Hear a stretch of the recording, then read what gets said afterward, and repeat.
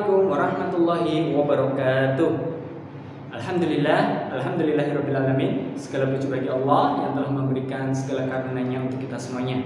Untuk anak-anakku semuanya, anak-anakku kelas 4, bagaimana kabar kalian semuanya hari ini? Semoga semuanya selalu dalam keadaan sehat dan semuanya dalam perlindungan Allah Subhanahu wa taala. Untuk anak-anakku kelas 4 yang soleh dan solehah, berjumpa lagi dengan saya Ustadz Anto. Setelah anak-anakku semuanya selesai mengerjakan PTS, kita akan memulai pembelajaran kembali. Kali ini berjumpa dengan saya, kita akan belajar mata pelajaran Al-Islam dan kita akan masuk ke bab yang baru. Ya. Apa itu babnya? Babnya adalah sholat sunnah. Ya, untuk anak-anak semuanya, silahkan disiapkan alat tulisnya, kemudian disiapkan bahan belajar darinya, karena pembelajaran Al-Islam akan segera kita mulai. Namun, sebelum pembelajaran dimulai, Ustadz ingin menyampaikan tujuan daripada pembelajaran kali ini. Setelah pembelajaran ini nanti diharapkan anak-anakku semuanya dapat mengerti dan dapat memahami tentang sholat sunnah munfarid beserta contoh-contohnya, dan anak-anakku semuanya nanti dapat mempraktekkan sholat sunnah munfarid dalam kehidupan sehari-hari. Untuk anak-anakku semuanya, marilah pembelajaran Al-Islam pada kesempatan kali ini kita awali dengan bacaan basmalah bersama-sama. Bismillahirrahmanirrahim. Semoga dengan bacaan basmalah tadi Allah Subhanahu wa taala memberikan kepada kita semuanya kemudahan dan kefahaman, memberikan kepada kita semuanya ilmu yang bermanfaat.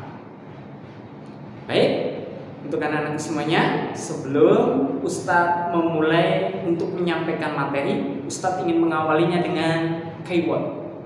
Kata kunci dalam pembelajaran kali ini adalah sholat sunnah munfarid. Apa itu sholat sunnah munfarid? Kita akan langsung masuk ke pembahasan.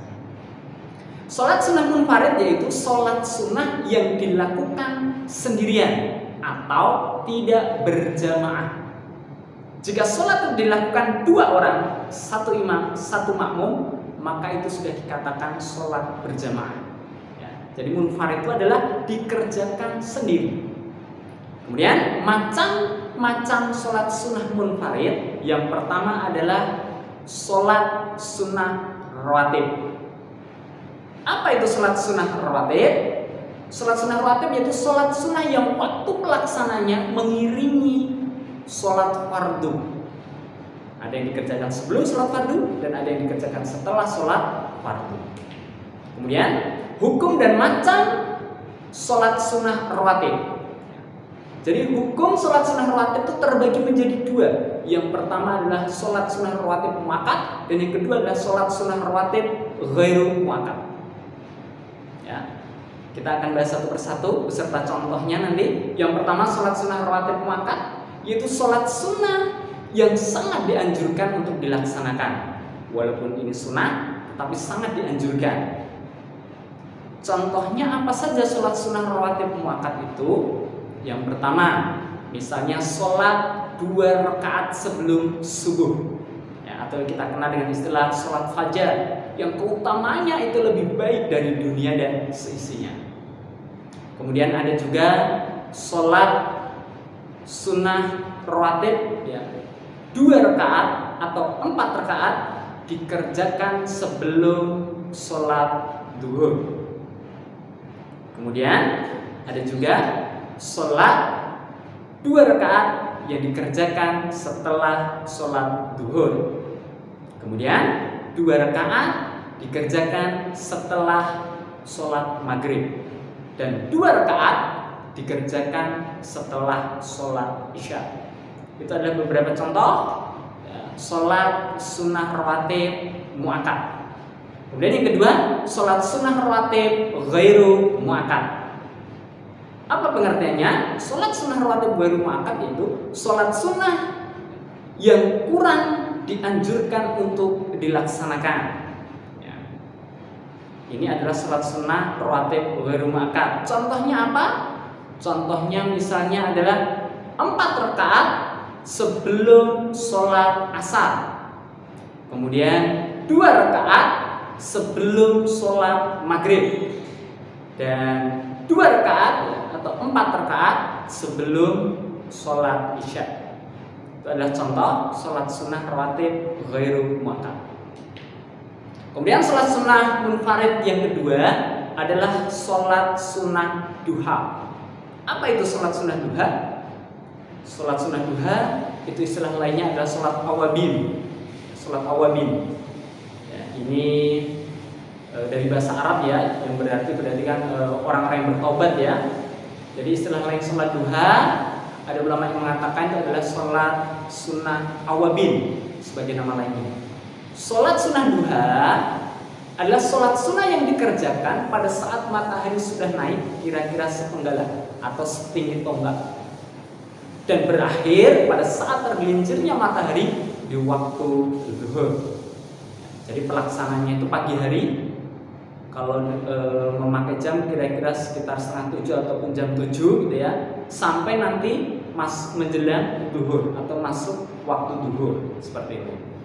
Kemudian apa hukum sholat duha, sholat sunnah duha? Hukum sholat sunnah duha itu adalah sunnah muakkad ya, atau sangat dianjurkan. Jadi ketika kita bisa, mari kita lakukan. Kemudian jumlah rakaat sholat duha itu dilaksanakan di dalam beberapa riwayat itu 2 rakaat, boleh 4 rakaat, boleh 6 rakaat, boleh 8 rakaat, boleh 10 rakaat, dan boleh 12 rakaat dengan cara 2 rakaat salam. Kemudian keutamaan daripada sholat duha itu adalah dalam beberapa hadis di sana dijelaskan, satu orang yang mengerjakan sholat duha nilainya sama dengan orang yang bersedekah. Kemudian akan dicukupkan kebutuhan hidupnya, terutama kebutuhan di hari itu ketika kita semuanya bisa melaksanakan sholat duha.